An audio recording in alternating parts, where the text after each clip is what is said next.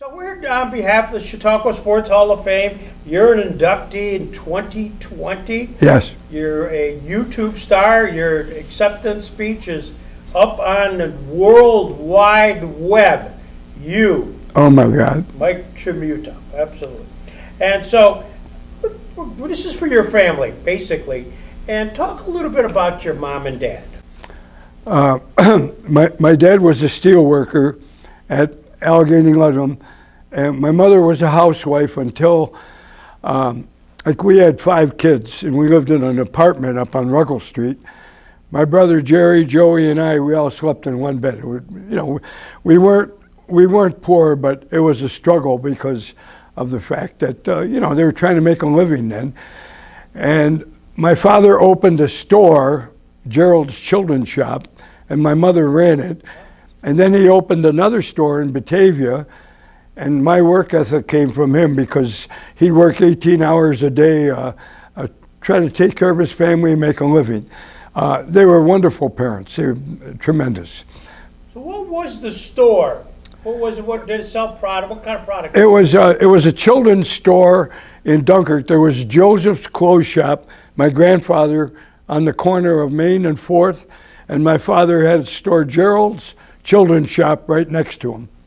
And he outfitted a lot of kids, and he really did a nice job with it, But like I say, my work ethic came from watching him.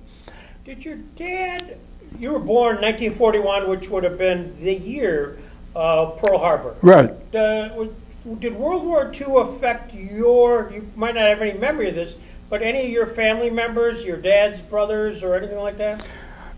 Yeah, my Uncle Sammy was in the service. He was on that Fredonia team that was undefeated, unscored upon with Lesso. My Uncle Ange was in the service, my Uncle Joe. And my dad never went because, if you had a child then, you didn't have to go. At 13, we're painting the house and we're sitting on the thing and I go, Dad, what would you rather have done? Gone to war or had me? He says, after having you, I'd rather go to 3 wars. Why would he say that, Mike? What was it about you? I was a rambunctious little kid. I was full of energy. If you talk about ADD and ADHD today, I had it all. But I wasn't malicious. It's just that I couldn't sit still. Yeah. Well, so you were born in 1941. Yeah. Now that makes you, obviously the math is 84. Talk a little bit about where did you go to grade school, your academics? I went to Sacred Heart grade school, K through 8. We had the Sisters of St. Joe's, who were the nuns, and they never heard of child abuse, But we deserved it because we had a group of kids from Ruckle Street. They were pretty tough kids. But we had a guy named Joe Rizzo that was a basketball coach, and I was in 8th grade. I'd never played basketball. It was always handball or baseball. And he said, I want you to come out for the basketball team. And I said, well, I don't play basketball. He said, if you come out, you have to get shoes, though. And so I went to my dad, and I said, Dad, the guy wants me to play basketball at Sacred Heart. Can you get me shoes? And in the old days, you worked for everything. My dad said, get a paper route, and you'll have the shoes, money in the bank, and you'll be able to play basketball. So I got a paper route for about 3 weeks. Smart father. He knew more than I did because I had shoes, I played on the team, and I had money in the bank. It was different. They just didn't give you stuff in those days. You had to earn it. Right. Yeah. And so, tell me a little bit about the nuns, though. I mean, when you say they didn't know anything about child abuse, I've heard rumors. Being a non-Catholic, Randy's a non-Catholic, but we knew people who went to parochial school. And they told nun stories. Yeah. Give me a good nun story. 2 of them were, there was a nun that took a liking to me. Her name was Sister Bernard Therese. And the only way I got out of 8th grade was I promised her I'd go to Cardinal Manzini, you know. And then I couldn't because my dad was laid off for 2 years in the steel plant, and we couldn't afford the tuition, so I went to Dunkirk. But what they would do is a lot of times they would take our head, and if we were bad, they'd bang it against the blackboard. So we started cutting our hair short. They grew their nails longer. And here we were, you know, basically it was like if you made a mistake or they asked you a question that you didn't answer the way they wanted, you are a candidate for hell. And the devil is looking at you and maybe even doing more than that. And we were scared, you know, we were young kids. But in all, they were wonderful because they cared about us, they disciplined us, and we needed it. We did. You know, some of the things that they would do would be very questionable for them to get away with today, you know. Like I said, my father was tough, and that was the thing I said at the banquet. And when I was like 5 years old, he sent me to parochial school to be beaten professionally by the nuns. And the priest sitting next to me at the banquet, he come over after, he goes, I've never heard anything like that. Yeah. It's a good thing you tell truth, power to reason. I like that. Yeah. And, you know, that background with good parents, good teachers, great coaches. I had great coaches, I did. And I played football at Dunkirk for a couple of years.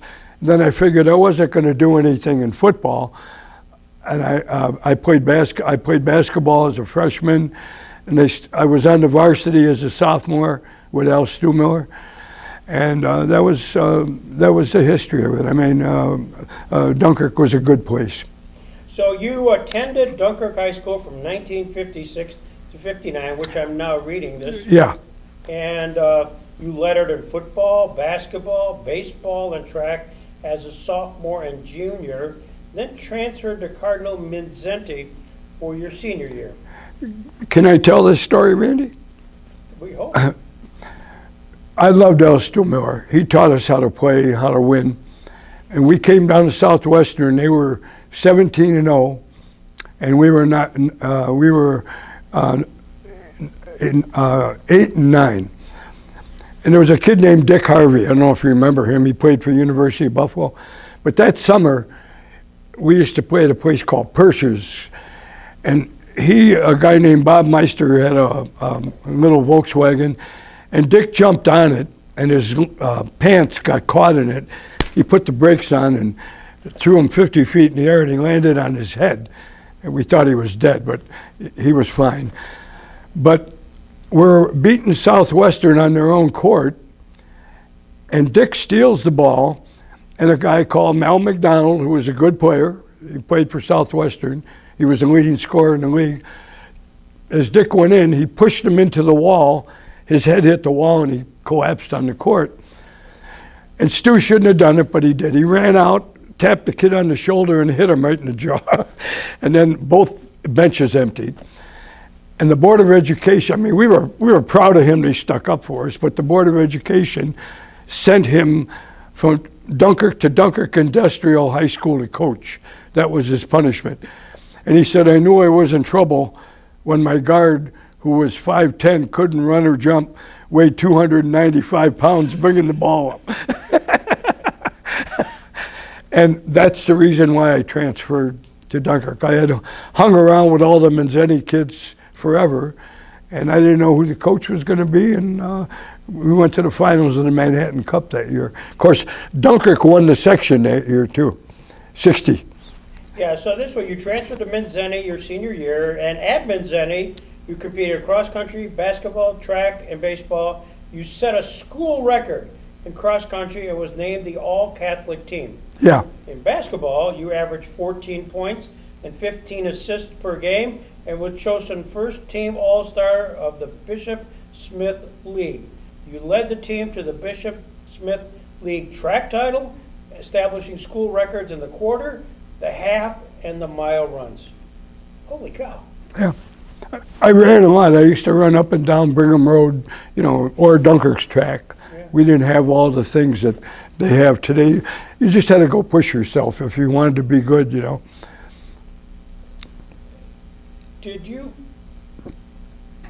Wow. I mean, here you were the big man on campus. I mean, you won every award there was in Minzenny. Did the women flock to you? No. I was afraid of them.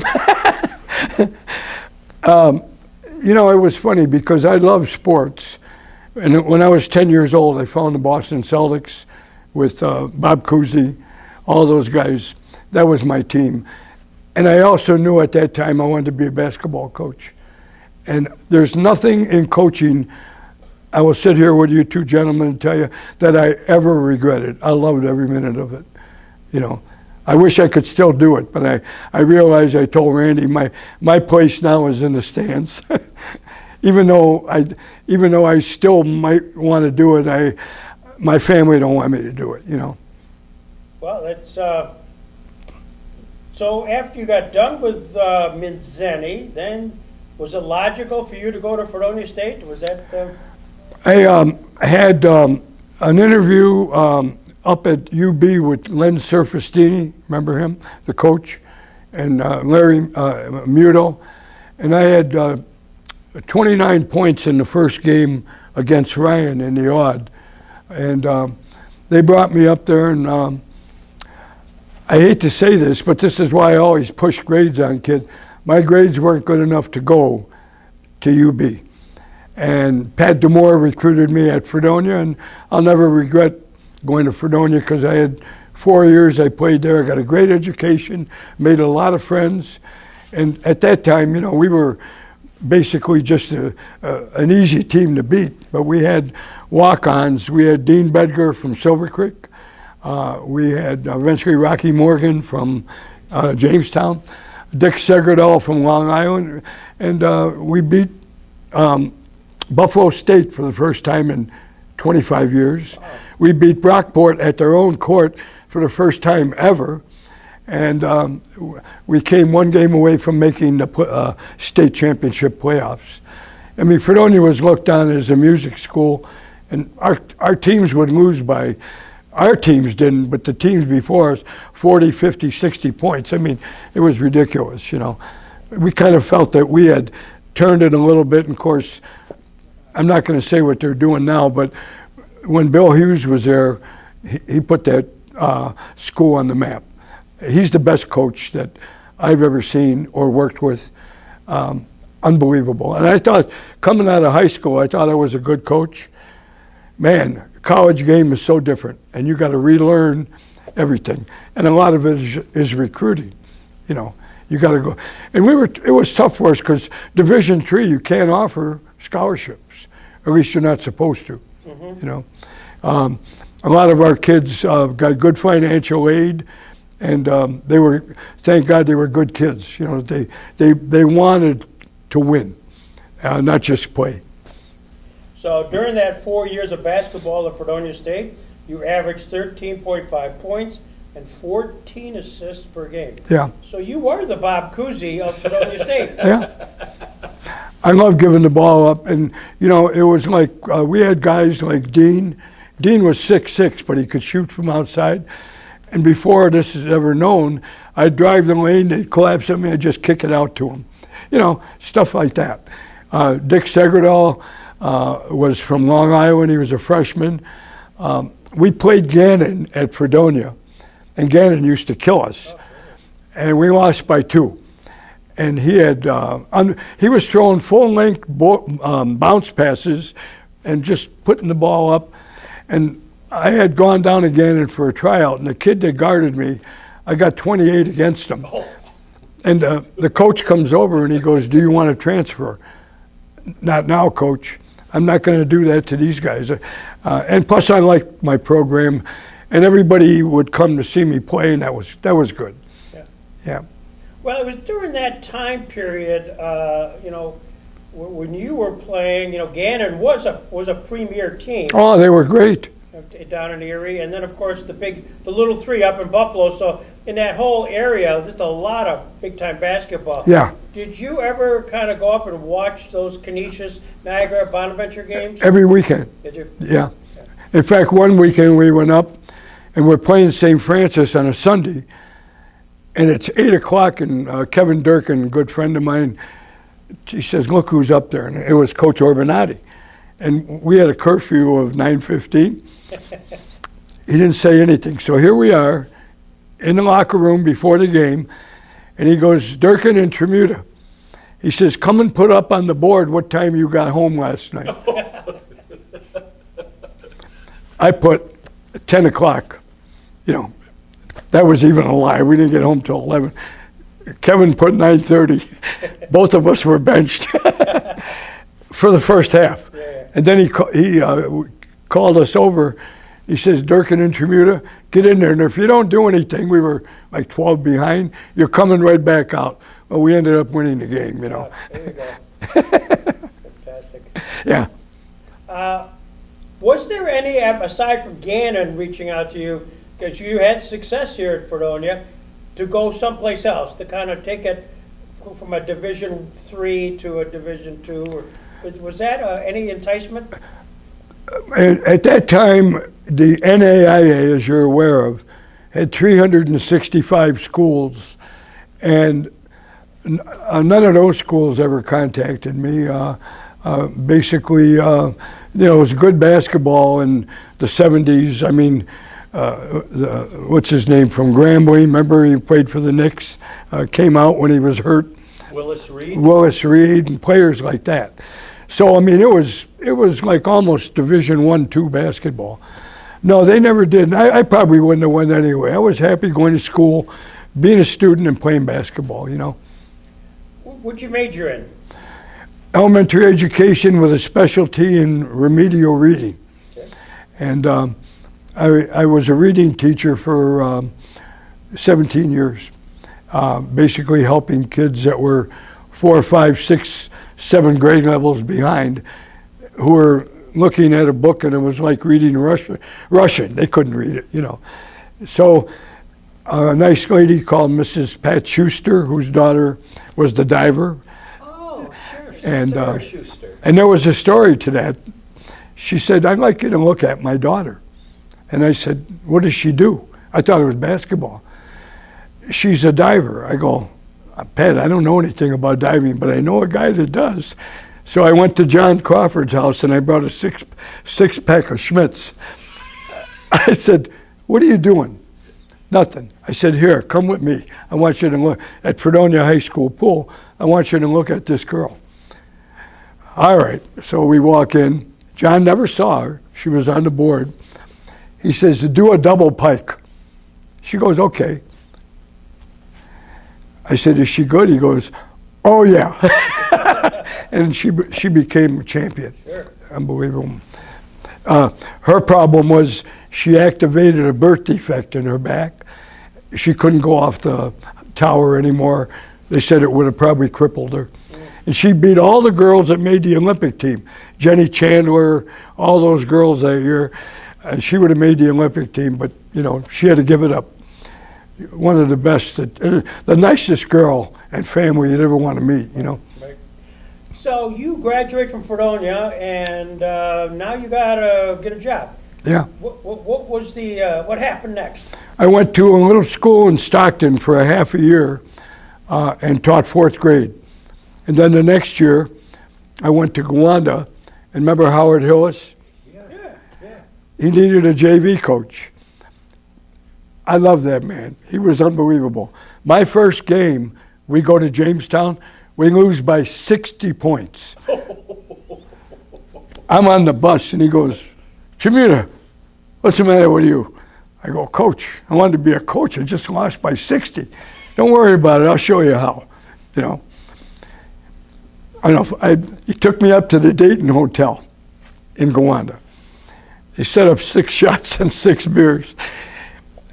He drank them, and he goes, those are yours. I go, Coach, I don't drink. He says, well, if you're going to be a basketball coach, you better learn now. They came back, and Randy knows this story, to Gowanda 2 months later, and we beat them in triple overtime sudden death. And that was Chemansky, all those guys when they were younger. They thought it was going to be easy. I had 7 kids left on the team, 4 Native Americans and 3 white kids, and all we did was keep working, playing defense, and that's one of the greatest wins I'll ever remember in my life. My golly. They went out and bought pizza, thought we won the NCAA. Howard, what he did was, he said, every time they come down, you're going to change the defense. What do you mean? You're going to play man-to-man, and you're going to play matchup zone. I says, Coach, my kids, he goes, you let me help you. And he come over, he said, no, you're going to do this, you go here. And then when Coach gives you the sign, you switch.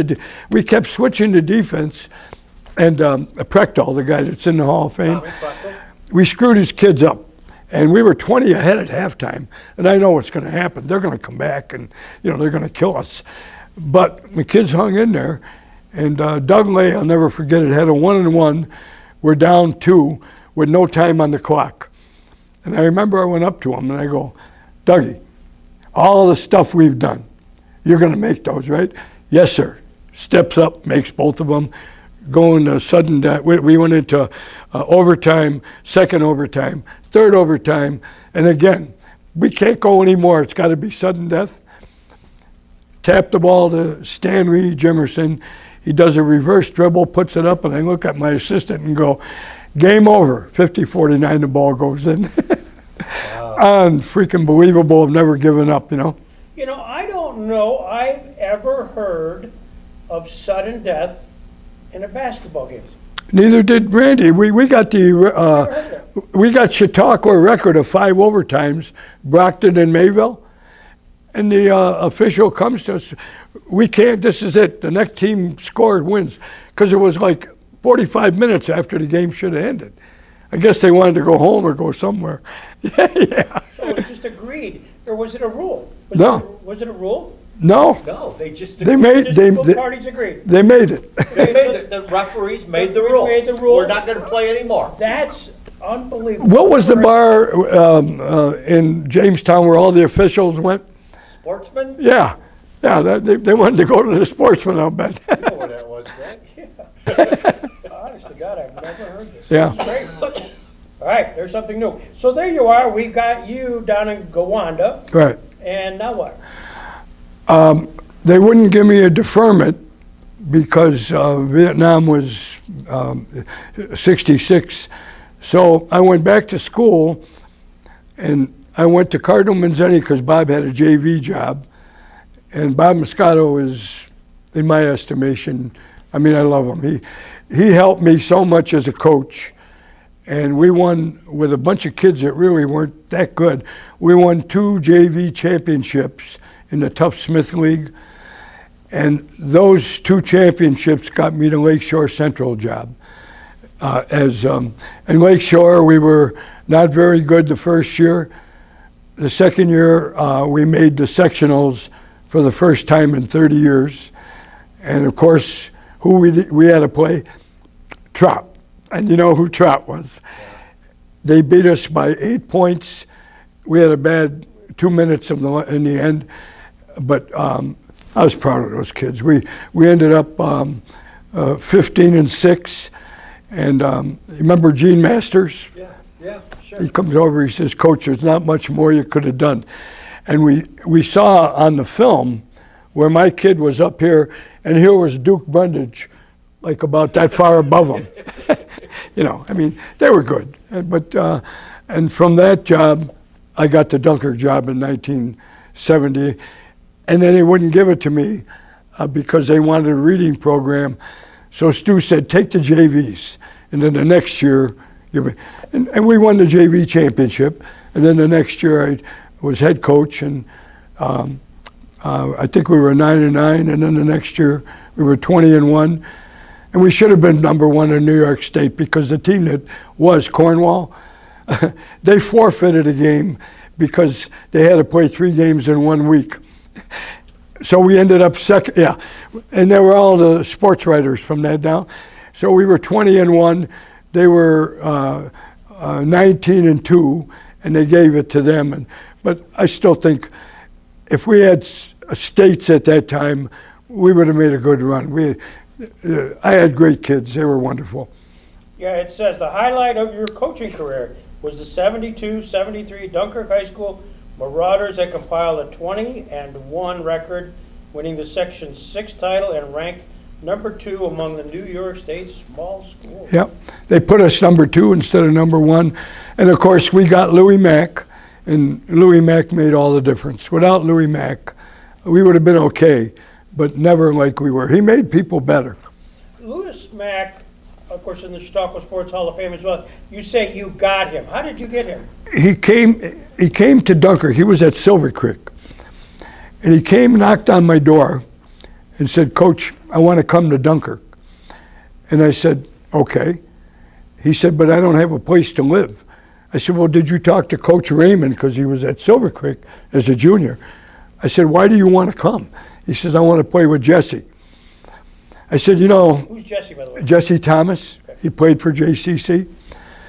I said, this is going to cause an upheaval. I called Kurt. I explained to him what happened. He was okay with it. But, he was sorry to lose Louis. And my wife had died that previous summer. And I had a big house with my son and I, and he lived with me for a year. Wonderful kid. Unbelievable. And I'll never forget him. Todd loved him to this day. He'd tell, "You don't behave, I'm going to tell your father." "No, please, Louis, don't tell him." All right, I got a separate article here. This is from the Dunkirk Observer called Official Memories. It's called The Battle of the Purple Chicken. And I got to read the lead of this. Is written by somebody else interviewing you. One of the greatest storytellers I've ever had the pleasure of listening to while growing up, fellow Observer columnist Mike Tramuta has passed on a sports story from our favorite decade, the 1960s. Here it is, The Battle of the Purple Chicken. I'm not going to read it because you're going to tell it. We played Springville my first year, and we hadn't beaten Springville in 10 years. Phil Smolinski, if you remember him, was the coach, good coach. And they beat us by 40, 50 points all the time. So we go down there, or they come to our court. And my kids, I thought were ready, but they weren't. And so we're down 39-2. And they said, "Is this it? This is how you're going to play?" I took them all out, and we ended up losing 104-34. And Phil comes over, and he puts his hand on my shoulder. He says, "You're a Tiger." He says, "I know what you're doing." I said, "Phil, I got to turn this around somehow. Unfortunately, it's against you." But we went up to their court, and we played better. And the following year, it was beat Springville. The kids were now seniors. So Billy Harold, that was my point guard, he took a chicken named Bucky, and he dyed him purple. And Miss Roop, who was the school nurse, was going to turn us into the ASPCA because she said, "It's cruelty to animals." Now, Bucky lived in Billy's house. We brought him to practice every day, and we fell in love with him. Well, Bob Usacki, my best friend, was my JV coach. So we're going to take the chicken to Springville for the first game. And George Johangen, it was a wonderful... Now, Bucky, the purple chicken, is your mascot. Yeah. Essentially your mascot. Against Springville. Yeah, Springville. We get on the bus, and before we did, George says, "By no means do you take that chicken to Springville. I don't want any trouble." And the kids were deflated because it was... And Bob and I looked at each other, and Bob goes, "We're taking the chicken." And we did. We go up there and lose by 3. They beat us. He comes downstairs and says, I want the chicken. I go, if you beat us at Lakeshore, I'll give you the chicken. So 2 months later, they come to Lakeshore, one of the best high school games I've ever been in, and we beat them 81-76, and we kept the purple chicken. Phil came down, congratulated all the guys, and he said, you know what? You guys are good guys, but do you know where this came from? And they go, yeah, we know. Coach taught us the right way. And he goes, he must have, because I'll tell you what, you've been very easy to beat for 10 years. Not anymore. Yep. So I got to ask the postscript, whatever happened to the purple chicken? Billy took him home, and he adopted him. He lived for Bill with 2 years. When I went to his graduation party, they had a little pen for him. He could go in and out of the house. I mean, it was unbelievable. That is incredible. That is incredible. A lot of the stuff I've done is incredible. Well, yeah, we talk about stories, and there's probably a pause. You know, Randy and I are here just, we're listening to everything you're saying, a gasp, wow. But what is the funniest story or two that you've seen? Maybe involved you, the team, or somebody else. The kind of the one where you sit at the coffee, or you go to Tim Hortons up in Dunkirk, you sit down, you guys talk and say, you won't believe this one. There was a kid named Mark Webster for Lakeshore, and he was 6'7". All he could do is jump, but he had some sort of disease. He was completely bald, but he could rebound. So I was tough on the kids, but he goes up and he rebounds and he lays the ball in for them. Now here's a kid without any hair running down the court. He comes down to our side, he goes up, grabs it, and lays it in for us. He's like this, he's coming over, and I said, this is a moment. I said, Mark, come here. He thought I was going to yell at him. I said, you're doing a great job. Now start playing for us. He goes, thank you, Coach, thank you. Unbelievable story, true story. It's kind of like the wrong way Corrigan type of thing. Yeah, yeah, but can you imagine, a kid, and the nicest kid, I mean, IQ of 180, That's amazing. So we talked about your 1972 season, which was probably your greatest year. Yeah. How long did you continue coaching thereafter? I went to Fredonia and coached 2 years with Bill at Fredonia State. Then Bill went to UB, and when he was at Florida, he was assistant at University of Florida. I started Madai's program, and then after a year, they canceled it. And then Bill got the UB job, and I went to UB and coached 2 more years with him there. Then I helped, like Bob Usacki, with the girls in Dunkirk. In 1990, he won a sectional championship with the girls. And probably about 10 or 12 years after that, then my kids got into hockey and basketball, and I more was a spectator father, driving them all over the place, Among the highlights in the Chautauqua Sports Hall of Fame bio is you were an all-star caliber softball player for 20 years, playing on 6 Dunkirk City championship teams, 4 title-winning teams in the Erie County Fast Pitch League. Yeah. Fast pitch, which is no longer, No. because there's just nobody to pitch, really. But did your paths cross with the guys down here in Jamestown as well? I'm thinking of the Frederices and the Adam Zacks and that whole period. Talk about that. I batted against Adam Zack. I tell you what, I never got the bat off my shoulder with that guy. I also batted against Eddie Feiner. Really? I was 17 years old playing for Cooks. And Cardinal Manzini Stadium, these 4 guys come in, a pitcher, catcher, shortstop, and an outfielder. We never heard of Eddie Feiner. And it was the same story. So he's telling us the story in Mexico. He said he was pitching blindfolded from second base, throwing behind his back. He said, so he wound up, threw the ball, but never let it go. And the ump goes, strike 3! And the batter goes, it was outside!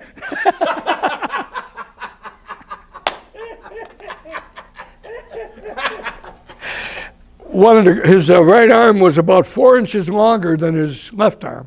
And he had, you think I have stories? This guy had all over the world, you know.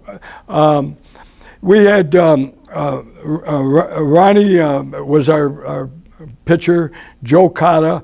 I played for the Monties when we won all the championship in Usco Club. And we played, but we took our families with it. We played Mondays and Wednesdays in Dunkirk and Tuesdays and Thursdays in Gowanda. And we won the league 4 years in a row in Gowanda and 4 years in a row in Dunkirk. And then Aldrich Dairy took over with Tommy Harvey and all those kids, you know. But it was fun. We'd bring our families, we'd go out to eat together. Yeah, I love soft. I didn't like slow pitch. I love fast pitch, you know. Wow, that makes you unique. Was Tommy Irons, he's out in Olean area, was he one of those guys too? Yep, and another kid named Mel, he should be in the Mel Brooks or Mel, not Mel Brooks, Mel, from Jamestown. Jim Brooks. Yeah, a figure 8 pitcher. Jim Brooks. Yeah, unbelievable. He was another one that was hard to hit. Great. We had Joe Dobiaz, that's in the Western New York Hall of Fame, and Alex Usaki. And we go down to the Eden tournament, and it's tied 0-0. They got a no-hitter going. Joe pitched 3.5, Alex pitched 3.5, and Pat Parisi, if you remember Pat, The bowler. steps up with a 3-2 count, 2 outs, and hits a ball over the scoreboard, and we win the tournament. You know, I just played with a great group of guys. They were wonderful. What was your position? Left field. Pat played center, and Ray Kubiak at the time, he played right field. But, you know, fast pitch was so much, because the games would last an hour and a half, an hour. I mean, they were quick, you know. And then everybody started to play slow pitch, and, you know, we just kind of stopped playing, you know. I'm reading the rest of this for the purpose of the record here, that you're also an avid golfer for more than 50 years. For 10 years, you ran the Biddy basketball program at the Dunkirk Rec Commission and later coached at the Chautauqua County Boys and Girls Basketball Camp. But what I find most interesting is this piece that you have been a chemical dependency counselor for more than 30 years, focusing primarily on adolescents. What got you into that field? If you go back to the 80s and 90s when the cocaine era hit, a lot of coaches in Buffalo, because I was working in the rehab, a lot of coaches from Lancaster, Amherst, all the big schools, their kids were using and they were getting addicted. And they said, can you help us? So what I did was I used to go into Lancaster football, the good coach that was there for years, put on a program for the kids. And instead of... Pardon? Len Jankowiak? Yeah, Lenny. And instead of kicking them off the team, I said, let's go another way with this. Let's give them chances. It's an addiction. They didn't know they were going to get addicted. Of course, they shouldn't have been, but they did. So I was all over Buffalo, you know, on my time, just helping coaches. And basically, I remember those guys were so grateful because it helped a lot of his kids get sober. You know, and, I mean, you could drink, you have no regard of what crystal meth, cocaine, all that stuff does to you. And these were good athletes. When I worked in the halfway house in the 90s, I had a lineman that was 6'10", 390 pounds, that was a coke addict, that swept through the Green Bay Packer clinic tryout. I had a pitcher that threw 98 that never got looked at because, and here it's hitting me, this addiction is taking these guys' talents and lives away. It was incredible. So that's why I did that, you know. Where did you get your training? And at some point, you just can't go and do clinics. You got to learn how to give a clinic. I went to New York City, and at that time it was 1990. and it was in the ghetto where the New York State clinic to get your certificate was. In those days, it was really tough. You'd have to go a written test in the morning for 3 hours, and then you'd have to go in front of a panel of 8 people, and they'd give you a case review in the afternoon for 3 hours. I mean, it was rugged. And I remember, it's a lot different now, but in those days, abstinence was the goal. Sobriety, I mean, you can't say you're abstinent if your drug of choice is cocaine, but you're smoking weed. You're not sober, like they do today. You know what I mean? And we helped a lot of people get sober, and then I worked in outpatient, inpatient, halfway housing. I had like 30-some years of that. I worked in Gowanda, I worked in Casadega, and I had a lot of athletes. And even at that time, people would send kids to talk to me. I'd get them an evaluation, get them outpatient, talk to their parents, you know, and the parents were more supportive then. You know, not that, no, my kid wouldn't use. Well, he's using, but you just don't know it. That's a great humanitarian story here. Thank This you. is not your typical coach. Well, it's a coach in the sense you're helping people life skills. This is a life skill. You know where that came from was the nuns. They said, God is going to give you a talent, and he's going to expect you to use that talent to help people. So as a basketball coach, I thought, okay, my job is to make them better players, better people, but it's also to help them if they've got something and they're sick over it.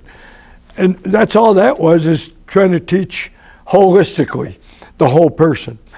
I don't know if it's done today. I don't even know if these guys want to attempt it. But if I ever went back to coaching, that's the way I'd coach.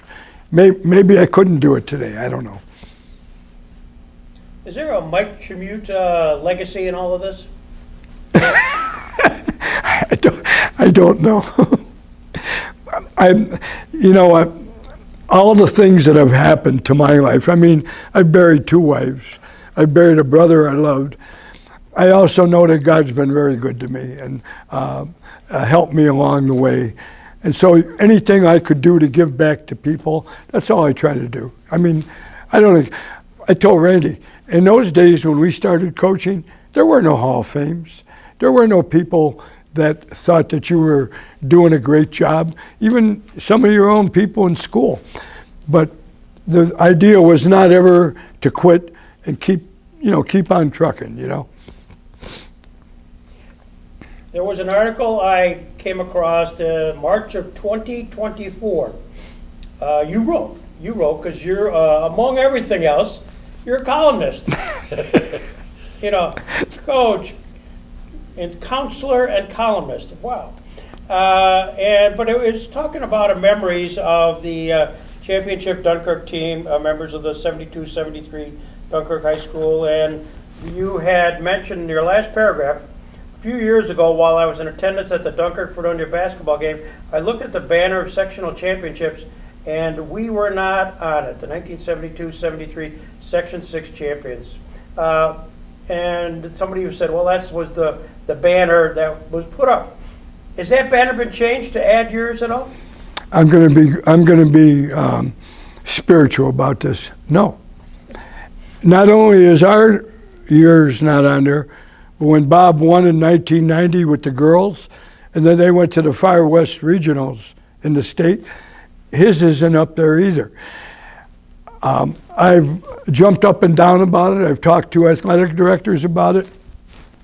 No. The best team in the history of school, no.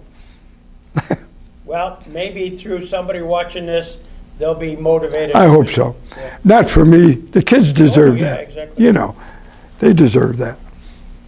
And it's been 52 years since the Dunkirk High basketball team has won a sectional championship. So this year, the way they played, I'm going to challenge them. Records were made to be broken. You guys need to win a Class A sectional championship this year, which I told Randy the other day. I had gone to the Dunkirk-Fredonia game last week. Excellent, excellent game that mirrored what Coach Lombardi said. The will to win, the will to excel, they endure. They're more important than any event that occasions them, winning and losing. Both teams, it was unbelievable. Both teams should be proud of what they did. Dunkirk made a few more plays at the end. Nick's a very good coach, and obviously 6'2" has moved into being a good coach with these kids. And not that he wasn't before, but you could see a noticeable difference of wanting to win, And that's what it's about. You're not going to win all the time, but I don't want to lose all the time either. Well, just a postscript of this 72-73 team, and we need a banner to put up there. You talk about two of your stars, Jesse Thomas and Mac, who went on to JCC together and helped take the Jayhawks to the Elite Eight at Hutchinson, Kansas. Randy and I remember that. Yep. Mac later was recruited to Middle Tennessee University and made All-American his senior year. He later played for the Virginia Squires of the ABA and the Harlem Diplomats. Yep. And in 2022 was inducted into the Hall of Fame here. Jesse, in turn, went to Roanoke University in Virginia and was a standout on the basketball team and an All-American in the NCAA track and field finals in the 400 meters, running a world-class time of 45.6 at that time. So you molded some pretty special players on that special team. They had the talent, though. When they bring that from the cradle. Guess who Louis was traded for at the Squires? Dr. J. No kidding. He said, my claim to fame is Dr. J. Right. And I said, did you play with him? He goes, oh my God, was he good? He's still good he still could dunk as a senior. You believe that? What a player. I always thought he was one of the best, Because the ABA and the NBA at that time, oh, you guys aren't good enough to play in the, they were, And the best coach that I ever came across was Hubie Brown. Yeah. Hubie Brown was brilliant. And he was the coach of the Squires that year. Yeah. No, that was short-lived, but boy, there was so much talent, and they sort of merged all those players. I remember that draft. The NBA went crazy getting all those top guys. Yep. Like George Gervin and others, Oh, George Gervin, the Iceman. Unbelievable. No, I love basketball, and I watch probably about maybe 90 or 100 games a week right now. Wow. I won't watch them all, flip, but it's a great sport. Some great players. Well, we have a great coach who's being interviewed by us today, and we're so thrilled you made the effort to come down from Dunkirk. You've made our day, and this will all be part of the Sports Hall of Fame history. You made my day, and you made my day when you accepted me as a member of the Hall of Fame. Really. I wear this all the time, and people say, what is it? I go, Hall of Fame ring. Oh, you're in the Hall of Fame? But you're small. It's not the size of the dog in the fight, it's the fight, right? Yeah. Well, thanks so much, Mike. It's been a pleasure. Oh, thank you. Hey, Mike, Hold on, before where you are gonna get up, Go ahead. now I just wanted to talk about your children and your grandchildren. Brag on them a little bit, Mike. We had 5 children. My first wife and I, Irish. We had Todd and Heather. She was pregnant, and a doctor stuck a needle in her wrong, hit a vein instead of an artery, and caused a heart attack. That's how she died. I met Karen a year later. We had 3 children, Jerry, Jeff, and Shalene. Todd was an athlete in high school. He was a bowler and a golfer. Heather was a runner. Jerry and Jeff were hockey players. They played in hockey in Fredonia. And then Jerry tried out for Junior B up in Wheatfield when the Native American guy was the coach at Buffalo. Ted Nolan. Ted Nolan. Wow. And he was the 25th selection. They were keeping 25 guys. And my wife would drive him back and forth, and then we let him take the car because he made the team. We never thought he would. And he went from being 25th, he was on the first unit for a long time. Wow. He hurt his knee. And Ted Nolan said, if your knee heals up, we'll give you a tryout. He loved hockey, he still plays it. Shalene was a basketball player, but it's not so much what they played. She's in charge of 2,400 people, Homeland Security. Jeff is a firefighter, he's a lieutenant. He's got his own truck. He's been there 25 years. Todd has 13 Cracker Barrel stores that he takes care of. Heather has her own cleaning business, and Jerry's an electrician and works at the stadium and makes an awful lot of money. How